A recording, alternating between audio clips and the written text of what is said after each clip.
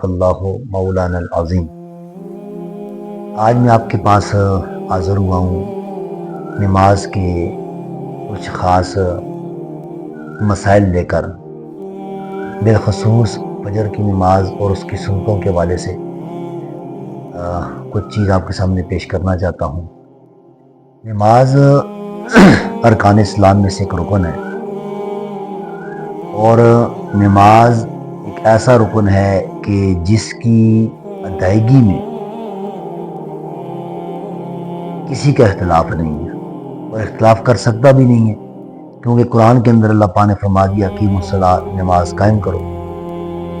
اور اہل ایمان کی نشانیاں بیان کی اللہ پاک نے کہ وَالَّذِينَ يُؤْمِنُونَ بِالْغَيْبِ وَيُقِيمُونَ الصَّلَاةَ، اور وہ لوگ جو غیب پر ایمان لاتے ہیں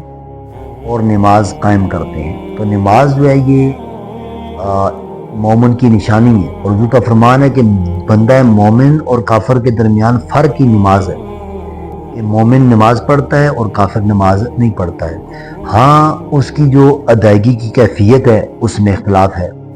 کسی نے کہا کہ ہاتھ چھوڑ کے پڑھنی ہے نماز، کسی نے کہا کہ ناف پہ ہاتھ باندھنے ہیں، تو کسی کے نزدیک سینے پہ ہاتھ باندھنے ہیں، کسی کے ہاں رفع یدین کرنا ہے اور کسی کے ہاں رفع یدین نہیں کرنا ہے، کسی کے ہاں تکبیر تحریمہ میں ہاتھ کانوں تک اٹھانے ہیں، تو کسی کے ہاں جو ہے وہ تکبیر تحریمہ میں ہاتھ سینے تک اٹھانے ہیں۔ اس چیز میں اختلاف ہے، لیکن نماز کی جو ادائیگی ہے، اس کا جو فرضیت ہے، اس کا کوئی بھی انکار نہیں کرتا ہے۔ نماز کی ادائیگی میں کسی کا بھی کوئی اختلاف نہیں ہے، تو اس لیے نماز ارکان اسلام میں سے ایک اہم رکن ہے۔ اور رہی بات فجر کی نماز کی، تو فجر کی نماز کو بہت زیادہ اہمیت حاصل ہے۔ نبی کریم صلی اللہ علیہ وآلہ وسلم آپ نے فرمایا کہ جو بندہ فجر کی نماز پڑھتا ہے وہ اللہ کی حفاظت میں آ جاتا ہے۔ اور حضور آقا جانے جانا آپ نے فرمایا کہ فجر کے اندھیرے میں جو بندہ اٹھ کر نماز فجر کو ادا کرتا ہے، اللہ پاک کل قیامت کے دن اسے نور عطا فرمائیں گے۔ فجر کی دو سنتوں کے حوالے سے نبی کریم علیہ الصلوۃ والسلام نے فرمایا کہ جو بندہ فجر کی دو سنتیں ادا کرتا ہے، تو فجر کی دو سنتیں ادا کرنا اللہ تعالیٰ کے ہاں دنیا و ما فیہا سے افضل ہے۔ یعنی ایک طرف ساری کائنات کو، دنیا کو رکھا جائے، اور دوسری طرف فجر کی دو سنتوں کو رکھا جائے، تو فجر کی دو سنتیں جو ہیں وہ ساری دنیا پر باری ہوں۔ یعنی فجر کی دو سنتوں کو اتنی بڑی اہمیت حاصل ہے۔ تو فجر کی دو سنتوں کے حوالے سے جو اہم مسئلہ ہے وہ یہ ہے کہ آپ جب فجر کی نماز کے لیے مسجد میں آتے ہیں، آپ نے اگر سنتیں نہیں ادا کی ہیں، تو اب دیکھیں جماعت کھڑی اگر، تو دو سنتیں پڑھ کے آپ جماعت کو شامل ہو سکتے ہیں، دو سنتیں ادا کریں اور جماعت میں شامل ہو جائیں۔ اور اگر سمجھتے ہیں کہ دو سنتیں پڑھنے میں لگوں گا تو نماز جو فرض نماز ہے وہ مجھ سے رہ جائے گی، میں فرض نماز کو نہیں پہنچ پاؤں گا، تو پھر حکم یہ ہے کہ آپ سنتوں کو مؤخر کر دیں اور جماعت کے اندر شامل ہوں، تاکہ آپ کو جماعت مل سکے اور جماعت کے ثواب سے آپ محروم نہ رہ سکیں۔ لیکن اس بار اعتبار سے بھی حکم ہے کہ پھر جب آپ کی دو سنتیں رہ گئی ہیں تو ایسا نہیں ہے کہ آپ ان کو چھوڑیں، بلکہ حکم یہ ہے کہ فجر جیسے ہی طلوع آفتاب ہوتا ہے، یعنی سورج طلوع ہوتا ہے، تو اس کے فوراً بعد آپ نے فجر کی دو سنتوں کو ادا کرنا ہے۔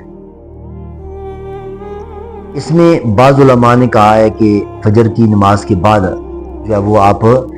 فرضوں کے بعد دو سنتیں ادا کر سکتے ہیں، لیکن عند الاناف کے نزدیک جو ہے وہ فجر کی فرضوں کے فوراً بعد دو سنتیں ادا کرنا جائز نہیں ہے، درست نہیں ہے۔ اب دونوں فریقوں کے ہاں روایات موجود ہیں۔ ترمذی شریف کی روایت ہے کہ نبی کریم علیہ الصلوۃ والسلام کے سامنے ایک صحابی نے فرض نماز کے بعد، فجر کی فرض نماز کے بعد جو ہے وہ ایک صحابی نے دو سنتیں ادا کی، تو حضور نے پوچھا، تو انہوں نے کہا کہ جناب میں نے دو سنتیں ادا کی ہیں، تو حضور نے خاموشی اختیار فرمائی۔ یہ روایت موجود ہے، لیکن دوسری طرف یہ روایت بھی ہے کہ نبی کریم علیہ الصلوۃ والسلام نے فرمایا، بخاری شریف کی روایت ہے کہ لا صلاۃ بعد صلاۃ الفجر، فجر کی نماز کے بعد کوئی بھی نماز نہیں ہے، یعنی کہ نماز کی ممانعت فرمائی گئی ہے، جو اس بات پہ دلیل ہے کہ فجر کی نماز کے بعد سنتیں ادا نہیں کی جائے گی۔ اب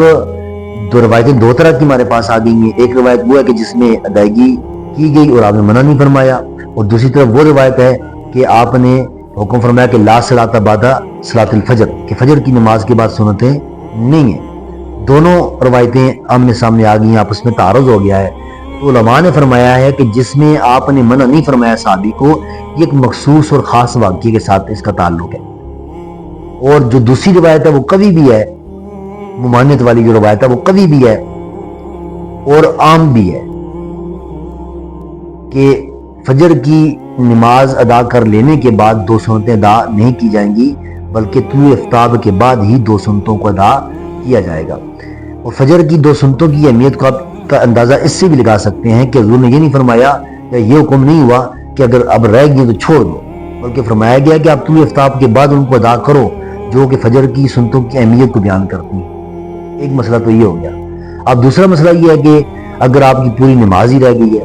آپ نے اس نے نہیں ادا کی ہے، تو زوال آفتاب سے پہلے پہلے، سورج کے زائل ہونے سے پہلے پہلے جب آپ اگر نماز پڑھتے ہیں فجر کی، اس دن کی فجر کی نماز، تو پہلے دو سنتیں ادا کریں گے، اور دو سنتیں ادا کرنے کے بعد آپ پھر اس کے ساتھ ہی دو فرض بھی ادا کریں گے۔